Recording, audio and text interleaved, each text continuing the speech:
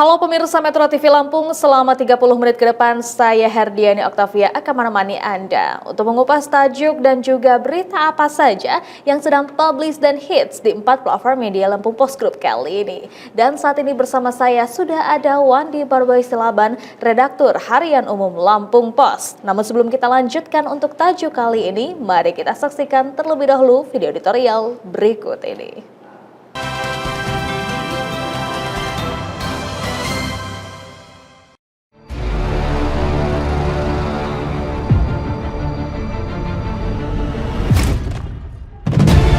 Cegah penyakit pancaroba. Indonesia adalah negara tropis yang memiliki dua musim yang terjadi sepanjang tahun, yakni musim hujan dan kemarau. Peralihan di antara musim hujan dan musim kemarau itu dinamai musim pancaroba. Musim pancaroba dikenal juga sebagai musim rawan penyakit. Ada sejumlah penyakit yang paling sering menyerang di musim pancaroba, di antaranya flu, demam berdarah dengue atau DBD, diare, dan infeksi saluran pernafasan akut atau ISPA. Khusus penyakit DBD, ancaman penyakit ini rawan terjadi. Masyarakat mesti lebih waspada dan meningkatkan antisipasi DBD. Berdasarkan data Kementerian Kesehatan Republik Indonesia atau Kemenkes RI, ada 2.930 kasus demam berdarah dengue atau DBD dengan 24 kematian di Indonesia hingga per 13 Februari 2023. Angka itu dari 1,07 per 100.000 penduduk dan persentase angka kematian atau case fatality rate atau CFR 0,82%. Adapun angka 2.930 kasus DBD itu dilaporkan dari 92 kabupaten kota di 7 provinsi. Dari jumlah tersebut, sudah mencakup penambahan kasus DBD pada minggu ke-6 tahun 2023 dengan 1.285 kasus. Ada juga penambahan kematian akibat DBD sebanyak 13 kematian, sedangkan angka kumulatif tahun 2022 ada 143.176 kasus, 1.238 kematian dari 52,09 per 100.000 penduduk, dan CFR 0,86%. Di Lampung, sejumlah wilayah juga mulai dilanda kasus DBD. Di Lampung Selatan, terdapat 74 kasus DBD sejak Januari hingga Mei 2023. Berdasarkan data, Januari terdapat 8 kasus, Februari 15 kasus, Maret 27 kasus, April 12 kasus, dan Mei 12 kasus.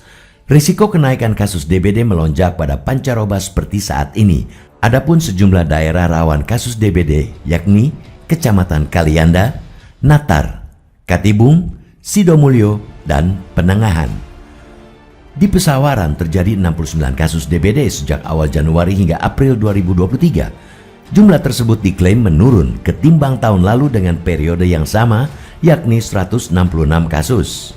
Dinas Kesehatan Pesawaran menyebut jumlah kasus tahun lalu jauh lebih tinggi ketimbang saat ini.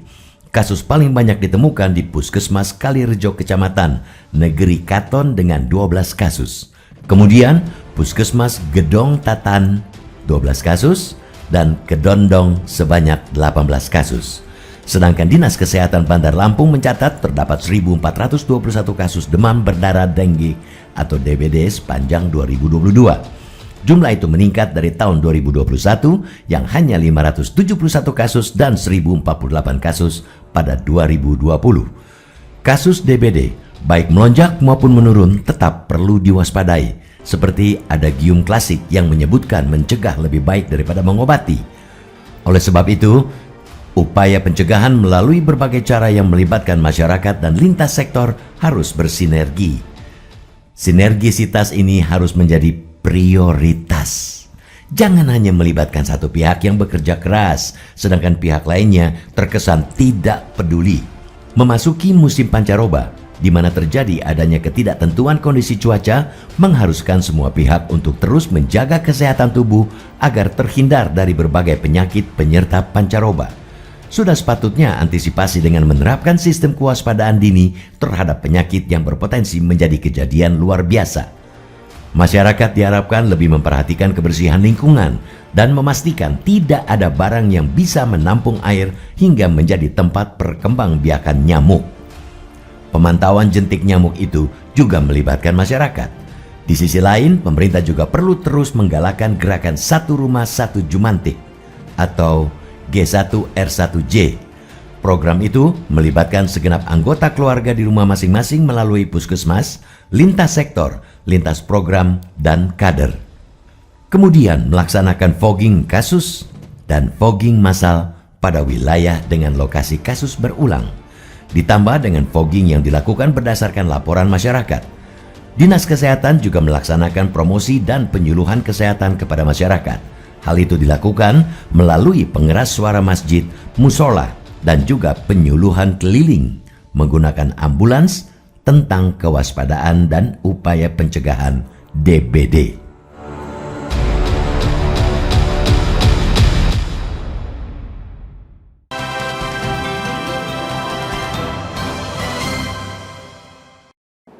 Oke Bang Boy, apa yang menjadi sorotan dalam tajuk Lampung Pos kali ini?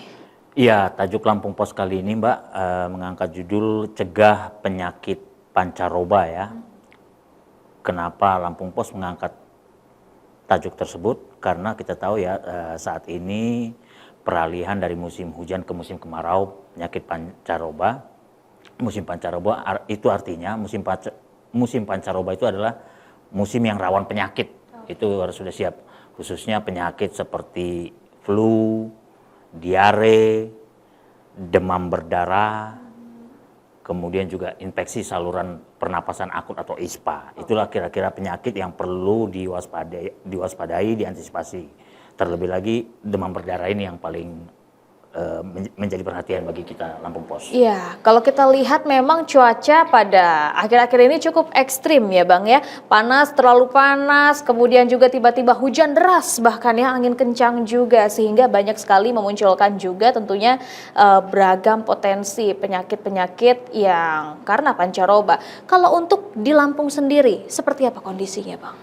Iya, di Lampung sendiri ada beberapa wilayah ya Mbak ya yang terkena kasus DBD ya, beberapa wilayah seperti Lampung Selatan itu sudah ada kasusnya ya, sampai 75 kasus itu di Lampung Selatan, kemudian juga di Pesawaran juga ada puluhan kasus juga itu. Jadi memang beberapa wilayah di Lampung itu sudah terserang kasus DBD Mbak ya, walaupun memang mungkin jumlahnya tidak masif gitu ya, tidak melonjak drastis gitu, tapi kita juga harus mengetahui bahwa bukannya dengan jumlah kasus DBD-nya kecil, masih puluhan, belum ratusan gitu, lantas kita santai saja, kita mengabaikan bagaimana disiplin kesehatan, disiplin kebersihan.